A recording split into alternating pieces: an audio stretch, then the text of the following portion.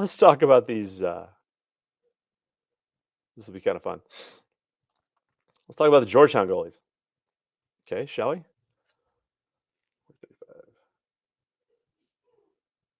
All right. So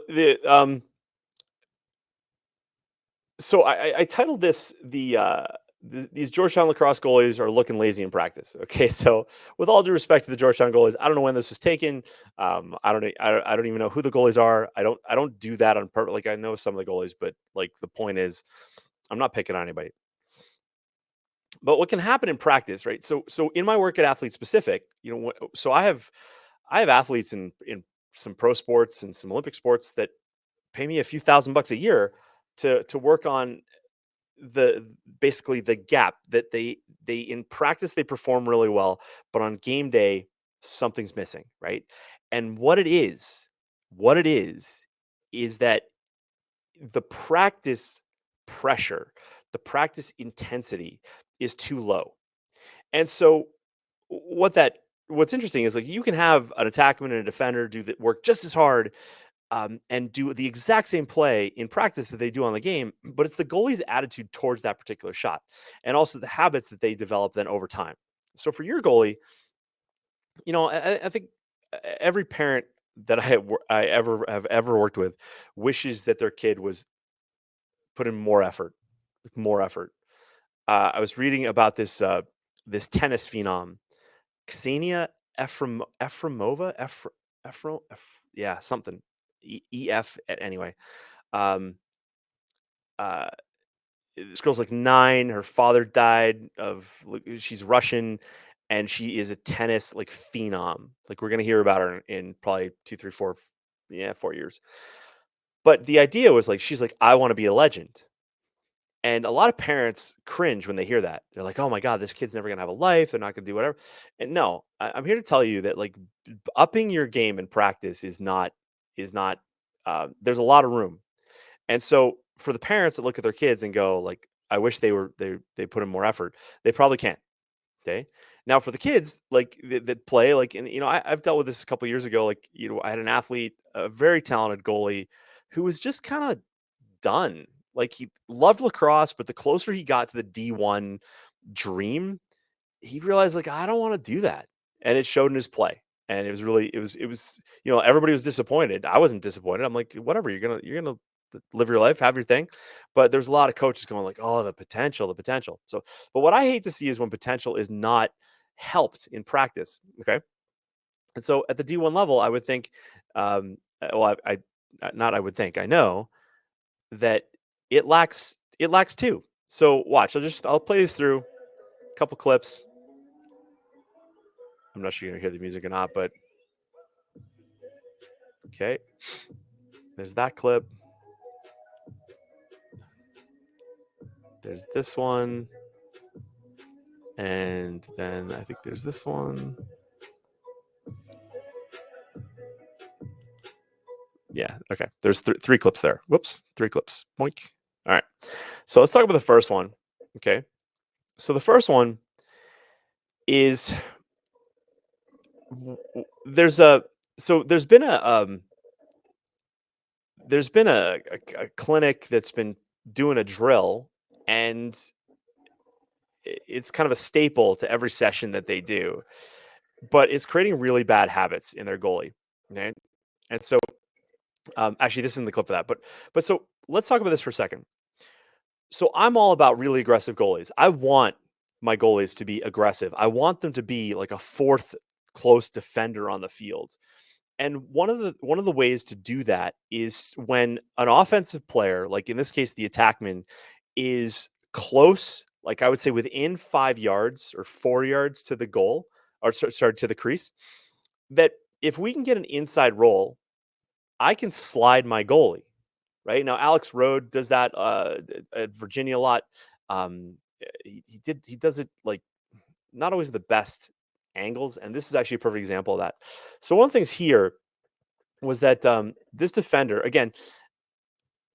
I, I feel like I should start like a defensive how to play defense group. I don't know, but so right here, as this defender is in pretty good position, and so But the mistake that is made is defenders start to pull their stick.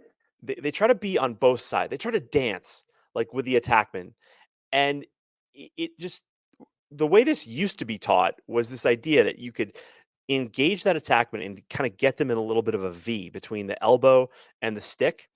And what hoops this defender is where he tries to get this the second this attackman plants their feet, he tries to get his stick on the inside. The problem is like so this line here, guys, is the goal line. In this particular drill, this line is the goal line.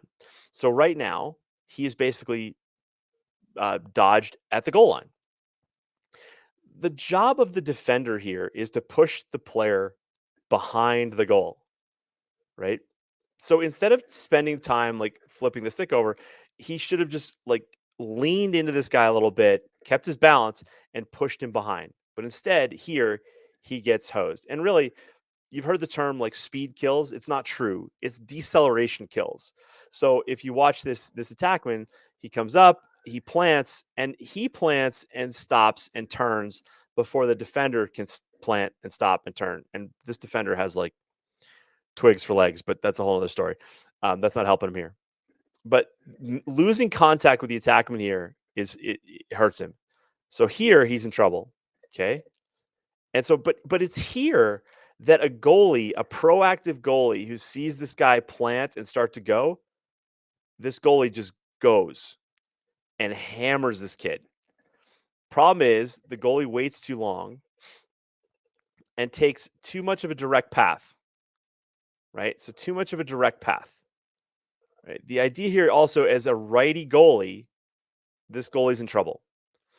All right. So I've argued for years that I believe the lacrosse goalie of the future is going to learn how to play both hands. And in this case, it would be very helpful because as a righty goalie on the right post, as this attackman comes around and puts a stick in his right hand, there's nothing obstructing that stick.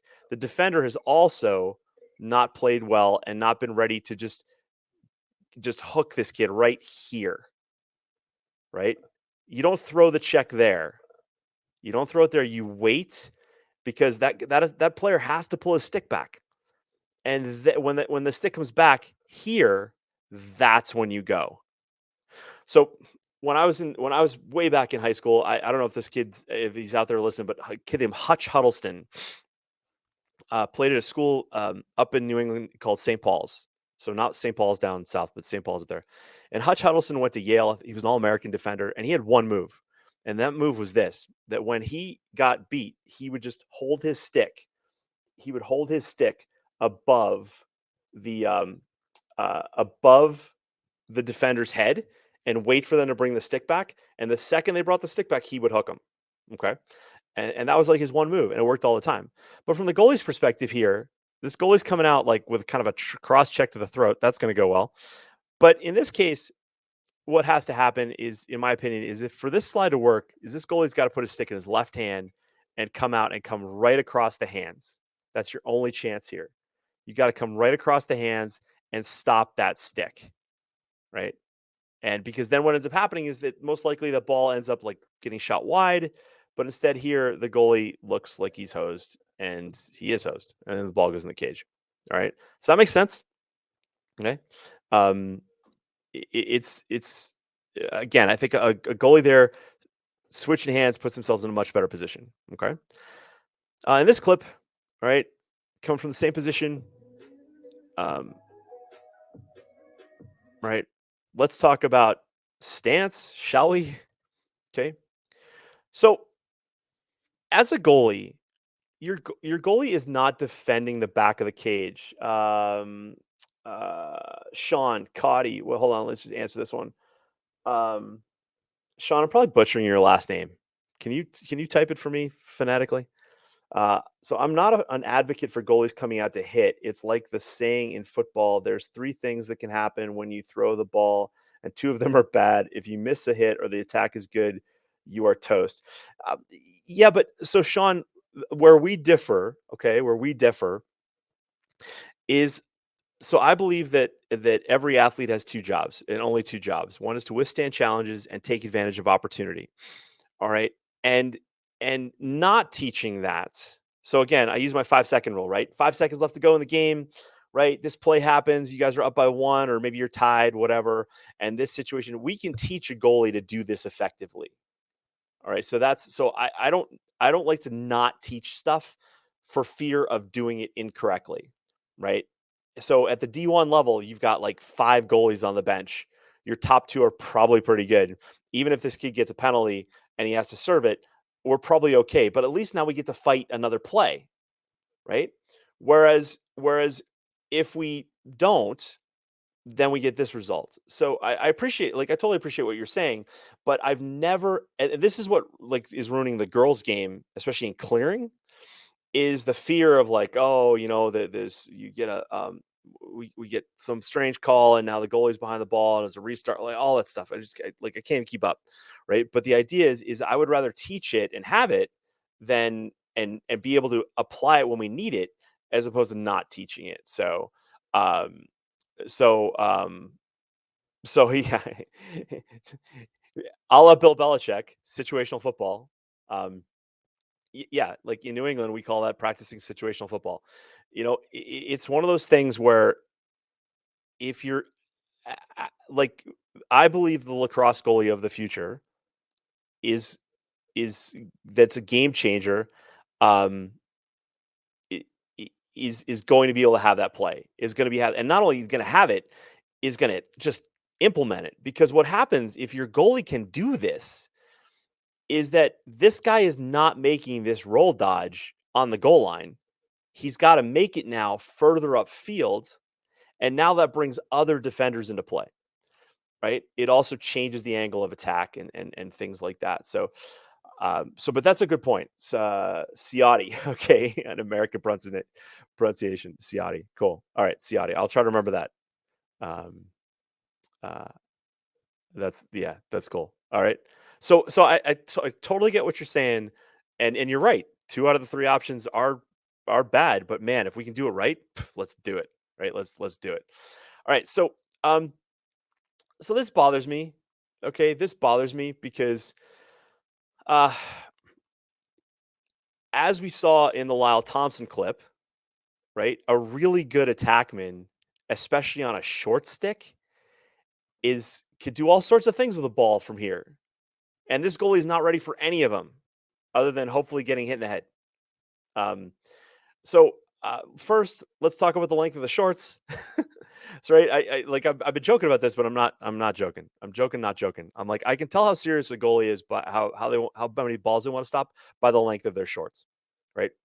And I know the trend is now going to shorter shorts, but listen, as a goalie, man, you want the back of your shorts to make saves, right? If you're going to wear shorts, but preferably I see in sweatpants, and preferably you're protected under the sweatpants. But let's talk about first the coverage of the near side pipe, right? So as a righty goalie, all right, we're already covering most of that pipe, and to sneak a ball in there is an A plus pro move. It's possible, but it's rare, right? It's rare. So we want our goalies to be on the post. What I say this loading, not leaning. Okay, so you want to be loading, not leaning. And the other thing is about the width of your stance. If your stance gets so wide, all you can do is go up. Okay, all you can do is go up. You can't really move laterally that much. Plus, um, so so as this player comes above the goal line, okay, I actually don't mind the goalie's left foot, because as this player comes up, that left foot actually comes into play, and it's actually guarding the back, like kind of the back 6 inches of that post. Okay, but his hands are still like outside of the goalpost. And so what that does is if we're going to play on this near post with our right hand, well, why would I want to sacrifice all of my body to basically be leaning so far to my right that it's hard to go left? Okay. So imagine if this guy took a shot like Lyle Thompson did in that last clip, where he hooked it around this defender, who's a short stick, by the way. Okay. And snuck one far side. This goal is nowhere near ready, but they could be more ready by being in a more centrally kind of balanced stance. I don't mind the stick head position, although it's kind of twisted, and it's also very high. the idea is like we want everything we can inside the 6x6, which at this angle is not 6x6, right? It's more like 6x1, and the goal is standing in front of most of it. Okay, so we just got to be mindful of loading, not leaning. Okay, and being balanced, so we can move, right? But then here, as the player goes up the hash, all right, and then turns, the goalie has not really moved off the post. Okay. A little bit, maybe a little bit. All right. So in terms of offset goaltending, right, this is where offset is kind of interesting because um, if this goalie was truly offset in this distance, a goalie may feel like they're still giving up space on their off stick side and they're giving up stick on their stick side. Or they're giving up net on their stick side. So, but let's just talk about the move to this ball. All right. Which is, and hopefully you guys can see this. All right. So again, the goalie's very deep, and I'm not sure what's going on here, but this move is there's the ball. There's the ball. Let me change my FPS again. All right.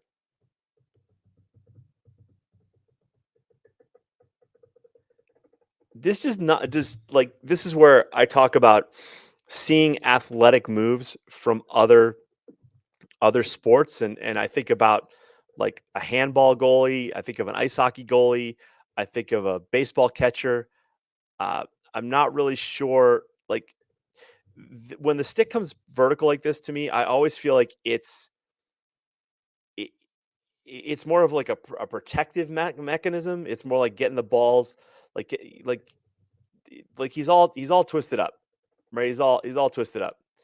And I just don't think that needs to happen. I think a goalie who's protected, I think a goalie who learns how to play a bit like with more of their body makes more saves, and this is one of those examples, right? Um, the other thing too is that the goalie has an opportunity right here to come further to at least take a step towards the shooter, right? Because again, if we're this deep, we're giving the shooter everything we can possibly give them to shoot at, with the exception of our body, like the space we take up in our cage in the cage. Okay, so that's that. All right, let's go to this one. So a couple things here. This save that this goalie makes is is where the goalie thinks that everything he's done up until this point has been fine. And that's something where as a coach, you know, I use a term with goalies and shooters where I say like, hey, against a better goalie or against a better shooter, that's going in or that won't work. And because that's who you're practicing for, right? You're not practicing to stop like this player in this practice. What you're trying to do is you're taking this situation and you're putting it into a game scenario, right? It's like Georgetown versus Duke, whatever. You pick your team, right? And it's like 5 seconds left to go in the national championship. That's what we're playing for here. And so, unfortunately, what happens in a save like this is like, hey, this feels great, but this isn't really a good choice by the shooter.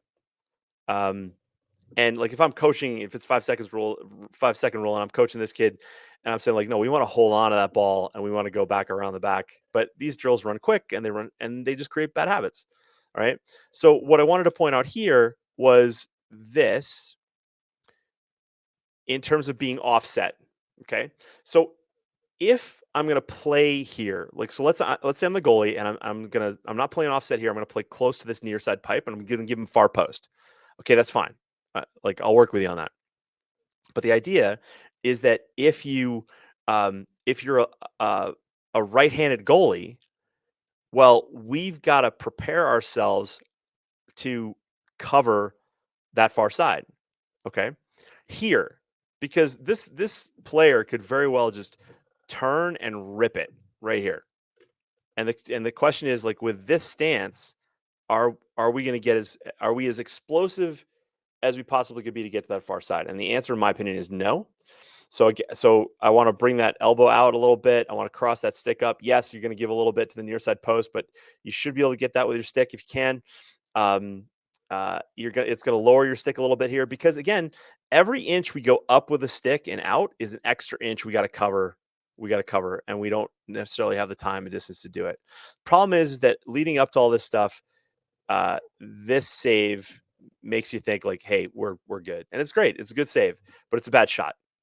It's a bad shot. As a coach, I don't want this shot happening in practice or in a game, right? I'm telling and this is where in practice, what sometimes coaches miss, and I'm not saying Georgetown might have a totally different play for this, or procedure for this practice, but in high school especially, I'm going to tell a kid, listen, if you don't have the shot there, let's practice you holding onto that ball, and end of the rep, you'll get another rep. The job of every rep is to not shoot every time, because part of practice, not just for our goalies but for our offense, is learning what's a good shot choice, right? What's a good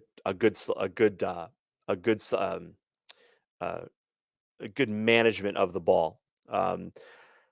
David writes, if you put probabilities of places that shot will go, like you said, that top left corner is the hardest shot to make for the shooter.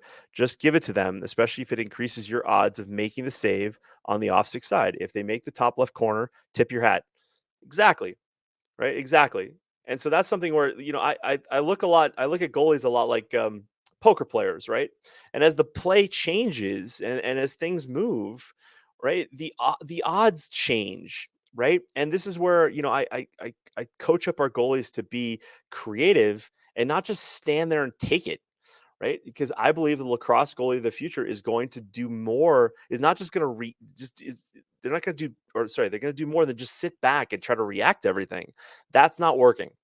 That's how we get like 48% save percentage in the national final at D1. And I think that sucks.